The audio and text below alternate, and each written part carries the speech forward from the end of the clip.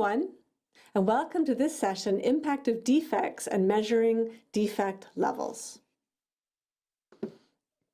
The learning objectives are to be able to discuss the impact of defects in a process, calculate process yield and parts per million, ppm, to discuss the importance of a low fraction defective per part for complex products, and to understand the difference between a defect and a defective part. This will also help us to understand the terms defect per unit, or DPU, and defect per million opportunities, or DPMO, and we'll look then at how DPMO differs from ppm. And finally, we want to discuss the importance of preventing defects. But first, what do we mean by the word defect? And so in this course, we're going to say that a defect occurs during any process when the outcome of the process is not our expected outcome. And what we mean by that is that the expected outcome is the outcome that we have specified in advance. It's what we want the process to produce. And if a defect occurs, then the outcome of the process will not be as we expected. In other words, a defect is a flaw or an error or a discrepancy.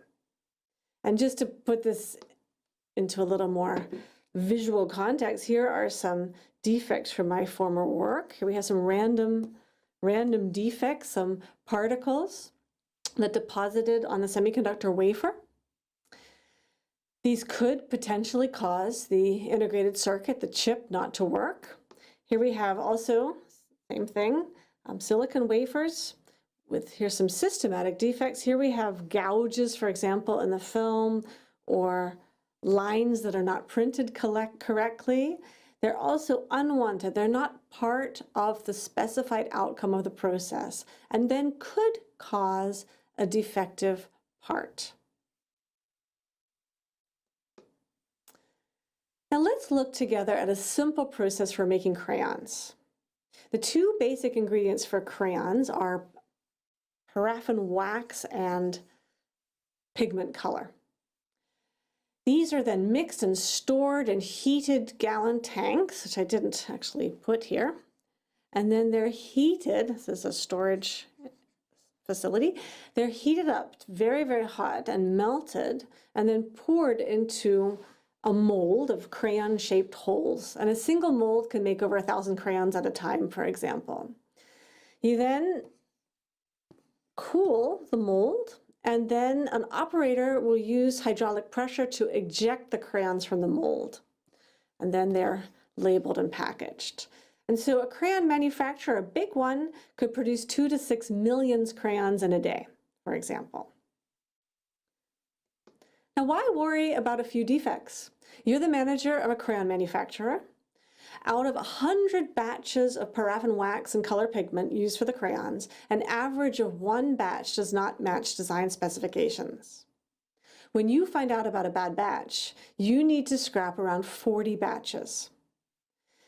But you estimate that the scrap costs are very low. In fact, the scrap costs for this 40 batches is less than 0.05% of the cost of goods sold, extremely small.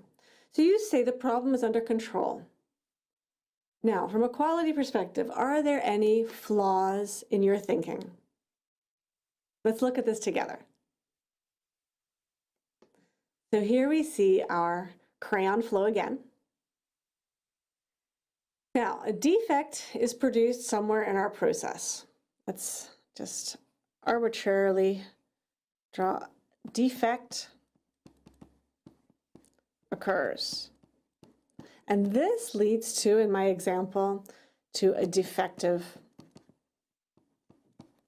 crayon. Let's see, defective crayon. Defective product, or if we were a service process, it'd be a defective service. Where are our costs here? Now, before the defect occurs, and we just did this in the face-to-face class with the students, And they said correctly, before the defect occurs, you have costs due to the materials. Now we said that's not so much in this example. Even when we scrap the batches, we know that it's a small amount of money.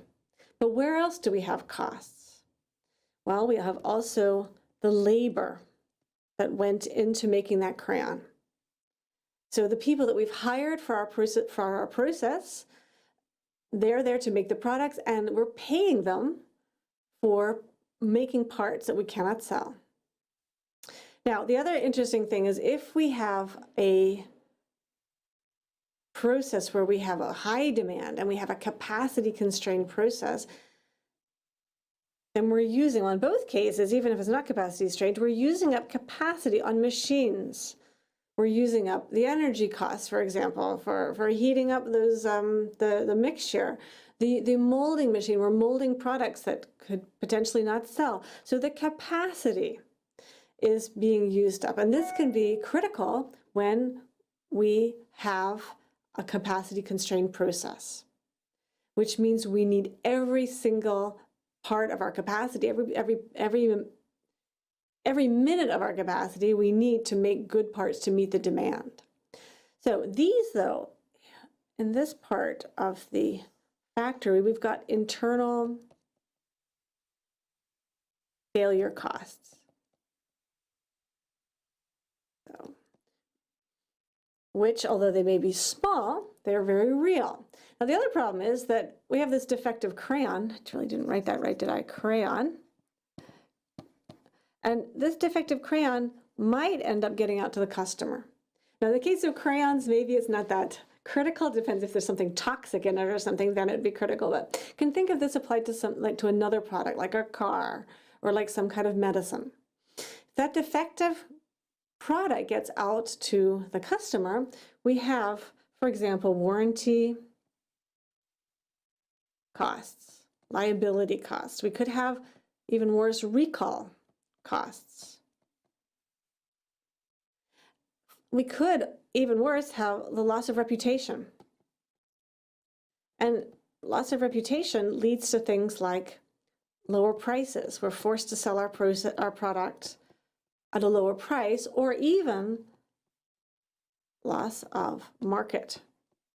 The demand will drop. And these are called then the external failure costs. And these external failure costs are often underestimated.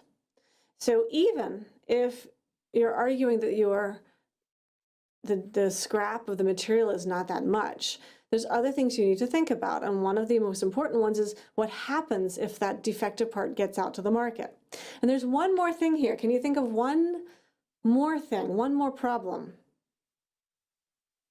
It's the idea that if you allow one batch of 100, so one batch of 100, you're looking at 1% of poor material.